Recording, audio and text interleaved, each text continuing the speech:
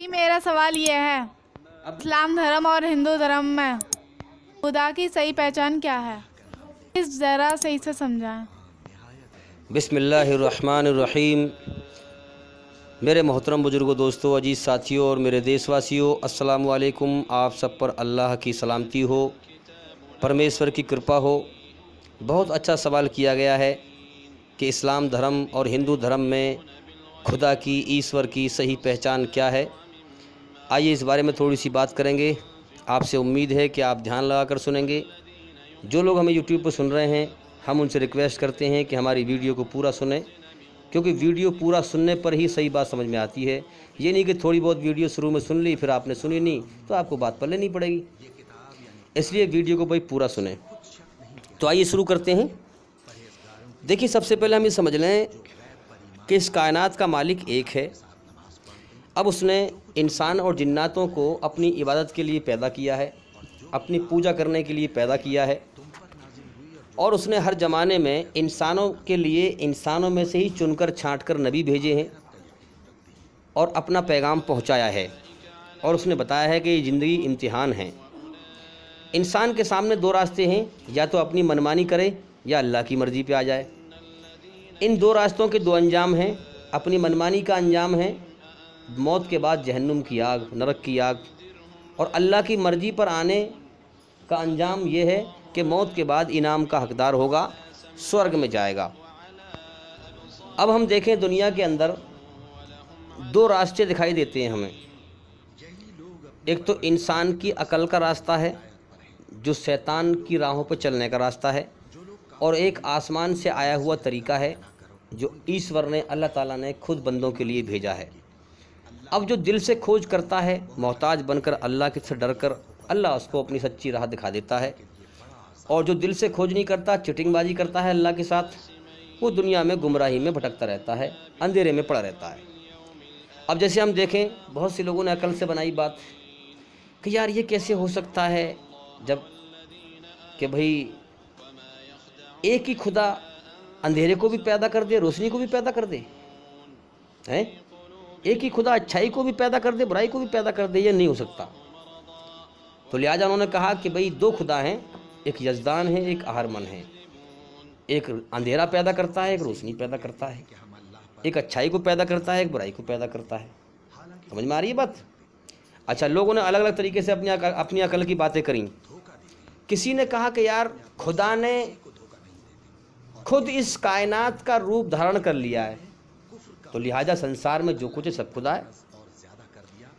इसी तरीके से हम देखते हैं हिंदू धर्म में लोग कहते हैं 33 करोड़ देवी देवता, और हर चीज़ को वो खुदा कहते हैं। ज़मीन खुदा है, आसमान खुदा है, सूरज खुदा है, सांप खुदा है, इंसान खुदा है, बंदर खुदा है, सब कुछ खुदा है।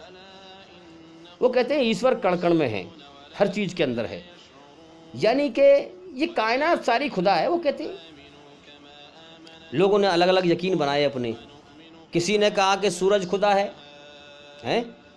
लेकिन नबियों ने समझाया कि देखो, अगर सूरज खुदा होता तो ये अपनी मर्जी का मालिक होता। सूरज की तस्वीर पढ़ो, ये खुद कहता है कि बेवकूफ़ हो, अगर मैं अपनी मर्जी का मालिक होता तो कम से कम एक आध महीने की छुट्टी तो करता मैं कम से कम। तो मुझे देखते हो कि मैं रोज़ निकलता हूँ, रोज़ छुपता हूँ, एक आध महीने छुट्टी कर लेता, आराम से बैठ के मैं आराम कर लेता। मैं एक हस्ती के इशारे पर चलता हूँ और उसके अधीन हूँ, उसका गुलाम हूँ, जिसका नाम अल्लाह है, हैं? तो लोगों ने कहा कि सूरज खुदा है। नबियों ने समझाया अगर ये खुदा होता तो छुपता क्यों? ये तो छुप गया। छुपने वाला खुदा हो ही नहीं सकता। खुदा वो है जो आज़ाद है, अल्लाह समद, सब उसके सामने बेबस हैं, मोहताज हैं, मगर वो किसी के सामने बेबस नहीं है, मोहताज नहीं है। फिर लोगों ने कहा कि चाँद खुदा है, चाँद भी छुपने लगा। फिर नबी ने समझाया कि कहाँ देख रहे हो, ये तो छुप गया, छुपने वाला खुदा नहीं हो सकता। इस प्रकार से जो है समझाया नबियों ने लोगों को। जिसने अल्लाह के सामने मोहताजी दिखाई, अल्लाह से डरा, अल्लाह ने उसको हिदायत दे दी, सच्ची राह समझा दी। और जो अपने घमंड में पड़े रहे, जिन्होंने अल्लाह की ज़रूरत ना समझी, अल्लाह की कदर ना की, अल्लाह ने उनको भटकाए रखा। ज़िंदगी इम्तिहान है, जो अल्लाह की खोज करना चाहेगा अल्लाह उसको राह दिखाएगा, सीधी सी बात है। अब इसी हिसाब से हम देखें कि हिंदू मजहब में ये फ़लसफ़ा लोग रखते हैं कि खुदा ने खुद इस कायनात का रूप धारण कर लिया है, तो इसी बेस पर ईश्वर कण कण में मानते हैं। कुरान इसके खिलाफ है। कुरान आसमानी किताब है। कुरान के अंदर आप चेक करिए, एक भी चैप्टर में, एक भी मंत्रा में, एक भी आयत में, एक भी सूरा में, एक भी श्लोक में कहीं भी ये नहीं लिखा है कि खुदा कण कण में है। बल्कि कुरान के अंदर कहा गया है क्या कि अला कुल्ली शैइन कदीर, हर चीज़ पर अल्लाह का कब्जा, ताकत और कंट्रोल है। अल्लाह असल में सातवें आसमान के ऊपर है, उसकी ताकत हर जगह मौजूद है, हर चीज़ को हर समय देखता है। कुरान में कहा गया है नहनु अकरबु इलैहि मिन हब्लिल वरीद, इंसान के लिए कहा गया कि मैं तेरी सांस से ज़्यादा करीब हूँ। करीब का अल्फाज आया है, ना कि कण कण का अल्फाज आया है। समझ में आ रही है बात? हाँ। अब हम देखें, अक्सर हिंदू धर्म के जो लोग हैं, हमारे भाई हिंदू भाई, अपनी किताबों से दूर हैं, उन्हें अपनी किताबों का ज्ञान नहीं है। अब हम बात करेंगे हिंदू धर्म की किताबें क्या कहती हैं खुदा के बारे में, खुदा की पहचान के बारे में। जब हम पढ़ते हैं और गौर करते हैं, हिंदू धर्म में 4 वेद हैं, सोमवेद, अथर्ववेद, यजुर्वेद, ऋग्वेद। वेद सबसे ऊंची किताब है ऋग्वेद। इन वेदों में क्या लिखा हुआ है? जब हम देखते हैं हिंदू धर्म में सबसे बड़ी शक्ति ओम को मानते हैं। ओम। जब हम पूछते हैं कि भाई ओम का कोई आकार है कि नहीं, तो वो कहते हैं कि निराकार है, उसका कोई रूप आकार नहीं है। आकार का मतलब आँख, नाक, कान, ये आकार होता है। तो हम उनसे कहते हैं कि हम जिसे अल्लाह कहते हैं उसका भी कोई रूप आकार नहीं है, और तुम जिसे ओम कहते हो, तुम कह रहे हो इसका भी रूप आकार नहीं है। तो बेशक कुरान में कहा गया जितने भी अच्छे नाम हैं सब अल्लाह के हैं, अल्लाह को अच्छे नामों से पुकारो, लेकिन अल्लाह के बारे में गलत फ़लसफ़ा ना बनाओ। समझ में आ रही है बात? उसकी मूर्ति बना करके, उसका रूप आकार बना करके ये चीज़ ना बनाओ उसकी। इसी के बारे में वेदों में कहा गया है। वेद मंत्र हैं, जब हम पढ़ते हैं वेदों में, ओम अल्लाह, ये एक शक्ति के नाम हैं जो निराकार है, जिसका कोई आकार नहीं, जो संसार का सच्चा मालिक है। ओम अल्लाह यस्तन्ने वेद कृमिचा कृष्यांति, यस्तन्ने वेद कृमिचा कृष्यांति, सामान्यम मंत्रमाभिमंत्रयेवम्। ओम अल्लाह वयम देवानं सुमतोषाम। ओम अल्लाह एकम ब्राह्म द्वितीया नास्ते नैना नास्ते किंचन। ओम अल्लाह एकम एविदित्यम। ओम अल्लाह न तस्य प्रतिमास्ति। ओम अल्लाह वयम देवानं सुमतोषाम। ओम अल्लाह वेदाहमेतं पुरुषं महान्तमादित्यवर्णन्। ओम देव विश्वानि देव सवितुर्ऋतानि परासु यद्भद्रिये तनयासु जयो। ये श्लोक मैंने पढ़े हैं, ये वेद मंत्र हैं। जब इस पर हम गौर करते हैं, ये संस्कृत भाषा में है, जब इसके हिंदी अर्थ पर हम गौर करते हैं तो हिंदी में अर्थ क्या है इसका? ओम अल्लाह एक शक्ति का नाम है जो संसार का सच्चा मालिक है, जिसका कोई रूप आकार नहीं है, जिसकी हम कोई मूर्ति नहीं बना सकते। आगे कहा गया है यस्तन्ने वेद कृमिचा कृष्यांति। वेद कह रही हैं कि जो उस ईश्वर को नहीं जानता जो निराकार है, जो मूर्ति पूजा करता है, जो उस ईश्वर को नहीं जानता, उस अल्लाह को नहीं जानता जो संसार का सच्चा मालिक है, ब्रह्मा, उसी ने सबको पैदा किया है, विष्णु वही सबको पालता है, शिव फिर वही सबको नष्ट कर देता है। जो उस अल्लाह को नहीं जानता, जिसका कोई रूप आकार नहीं है, कोई मूर्ति नहीं है, वो वेद पढ़ के क्या करेगा? उसे वेद में कुछ नहीं मिलेगा। फिर आगे कहा गया है सामान्यम मंत्र माँ भी मंत्र एवं, आओ मैं तुम्हें समान मंत्र से आमंत्रित करता हूँ। जो भी हिंदू धर्म में अवतार ऋषि आया है वो पब्लिक में खड़ा होकर कहता है कि आओ मैं तुम्हें एक समान मंत्र से आमंत्रित करता हूँ कि हर ज़माने में उस ईश्वर ने अपना कलमा भेजा है, अपना मंत्र भेजा है। वो मंत्र क्या है? एकम ब्राह्म द्वितीया नास्ते नैना नास्ते किंचन। भगवान एक ही है, दूसरा नहीं है, नहीं है, जरा सा भी नहीं है। लोगों, खुदा एक है, अल्लाह एक है, ईश्वर एक है, दूसरा नहीं है, नहीं है, जरा सा भी नहीं है। उस एक की बंदगी करो, उस एक की भक्ति करो, उस एक की पूजा करो। ये वेदों में कहा गया है। जब हम आगे पढ़ेंगे फिर कहा गया है ना तस्य प्रतिमा अस्ति। प्रतिमा का मतलब अक्ष, रूप, आकार। उसकी कोई प्रतिमा नहीं है, उसका कोई रूप नहीं है, कोई अक्ष नहीं है, कोई स्टैचू नहीं है, कोई मूर्ति नहीं है, कोई स्कल्पचर नहीं है, कोई फ़ोटो नहीं है, कोई पेंटिंग नहीं है, कोई पोर्ट्रेज नहीं है, उसका कोई आकार नहीं है, उसका तुम आकार नहीं बना सकते। एकम एविदित्यम, वह ईश्वर एक है बगैर किसी दूसरे के। जब वो किसी कार्य को करने पर आता है, कुरान में कहा गया सूरह इखलास में, कुल हुवल्लाहु अहद, अल्लाह ताला अकेला है, तन्हा अकेला, और वो सब कुछ के बगैर सब कुछ कर सकता है। क्या मतलब? अगर हमें कोई कुर्सी बनानी हो, हथौड़ी चाहिए, चोवे चाहिए, लकड़ी चाहिए, तब जाकर हम कुर्सी बना पाएंगे, है ना। अल्लाह ने जब ये कायनात, जब ये ज़मीन को पैदा किया, ज़मीन का एक जर्रा ना था, अल्लाह ने हुक्म दिया कुन, कुन हो जा, फया कुन, समझ लो हो गई। अल्लाह ने हुक्म दिया, ज़मीन को, एक ज़मीन का जर्रा ना था, कण ना था, ज़मीन को पैदा कर दिया। आसमान का एक जर्रा ना था, अल्लाह ने हुक्म दिया। तो अल्लाह ताला सब कुछ के बगैर सब कुछ कर सकता है, हैं। अल्लाहुस समद, सारा जहान उसके सामने बेबस है, मोहताज है, मगर वो किसी के सामने बेबस नहीं है, मोहताज नहीं है, हैं। हिंदू धर्म में अवतार, नबी, ऋषि खड़ा होकर पब्लिक में कहता है कि वह जो ईश्वर है मुझे अपने बारे में पैदा होने का ख्याल भ्रम नहीं करता है कि मैं किसी से पैदा हुआ हूँ, हैं।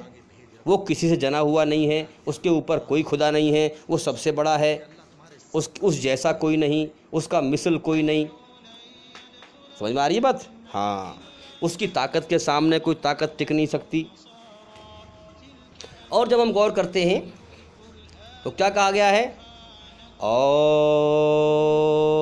अल्लाह वयम देवानम सुमतोषाम। ऐ ईश्वर, हमें सच्चे लोगों में हमारा शुमार फरमा, अच्छे लोगों में हमें दाखिल कर, हैं।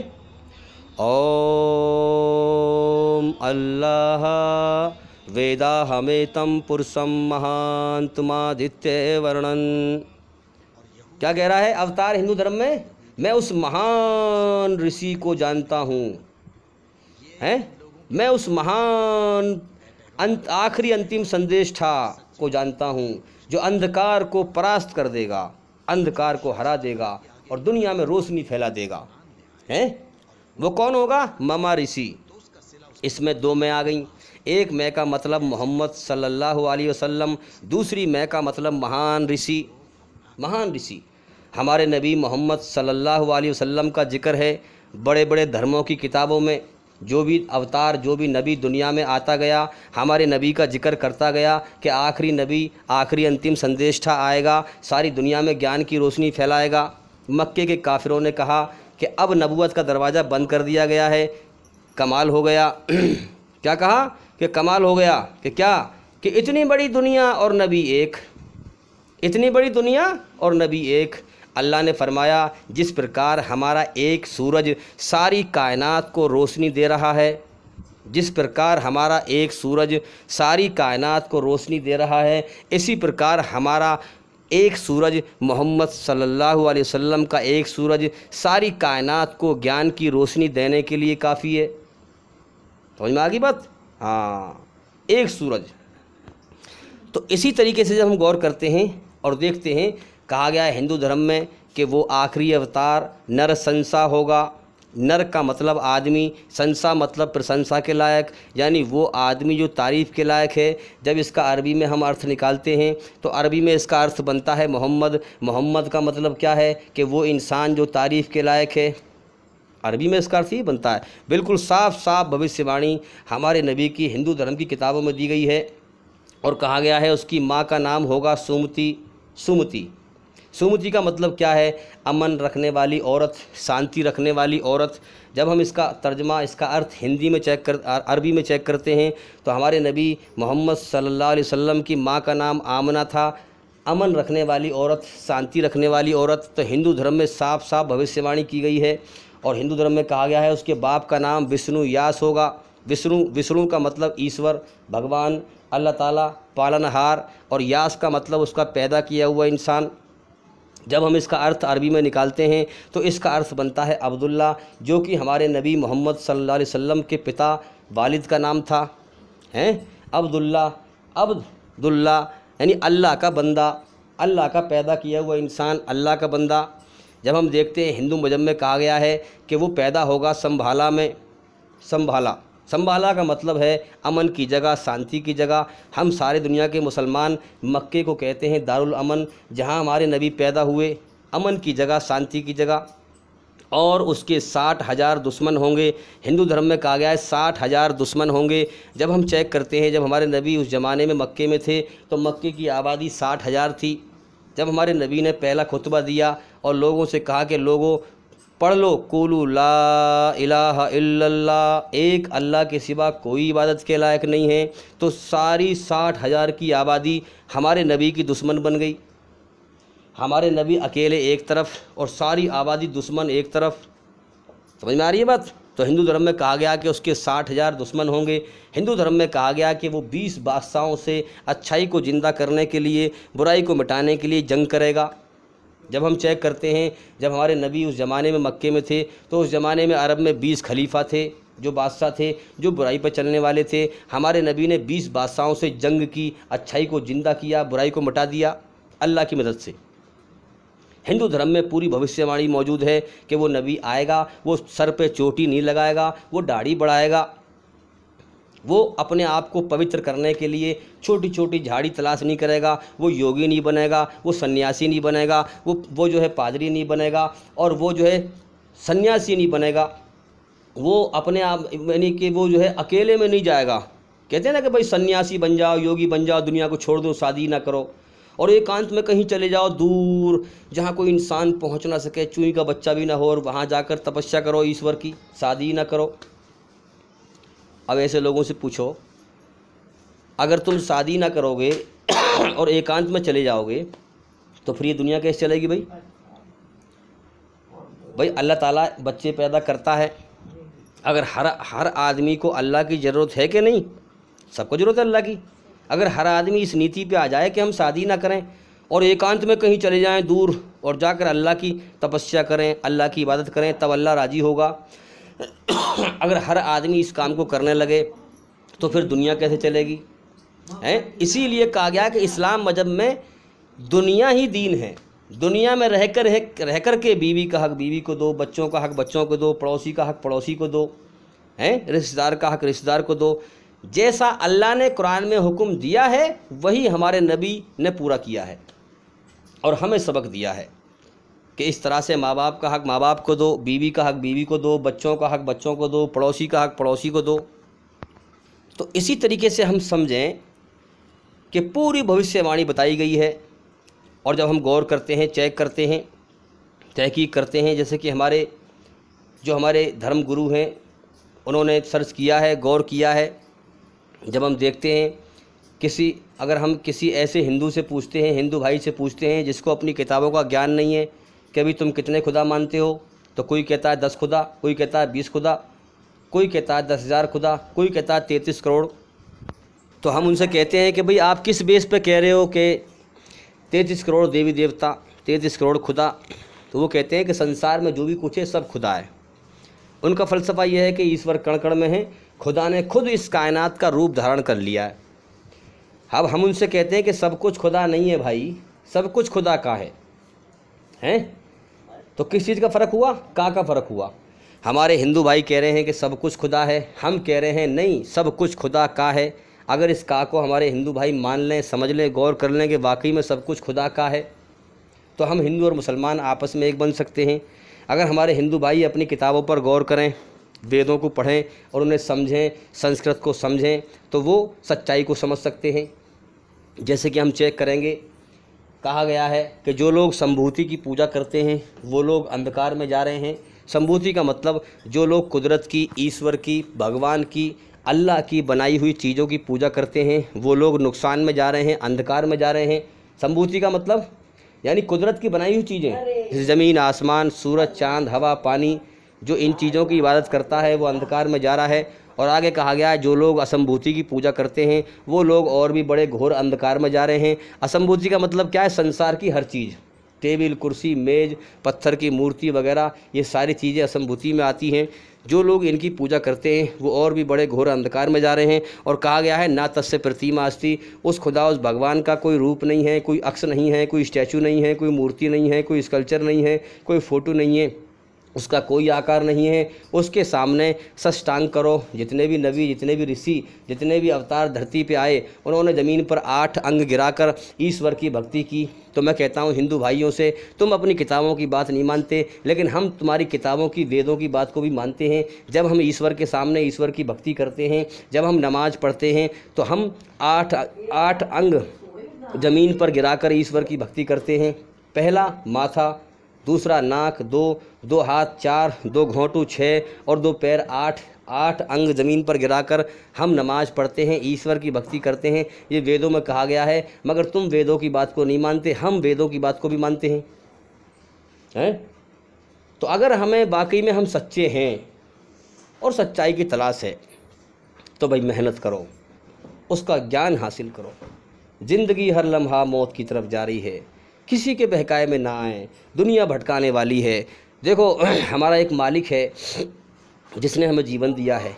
अगर हमने उसकी बातों को सीरियसली होकर न लिया, मजाक समझा और जीवन का समय बर्बाद करके मर गए, अपने मालिक को नाराज़ करके मर गए, तो याद रखना मौत के बाद नरक की आग है, सज़ा मिलेगी।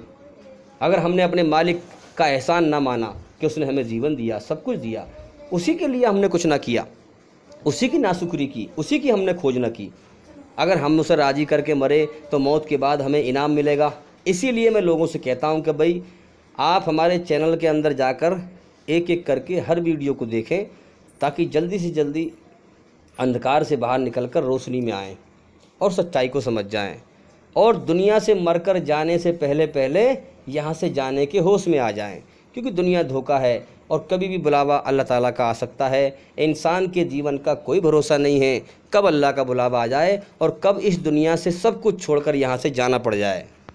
तो भाई आपके सवाल का जवाब यही है कि आज के ज़माने में पूरी धरती पर हर तरह की बुराई से सुरक्षित किताब कुरान मजीद है।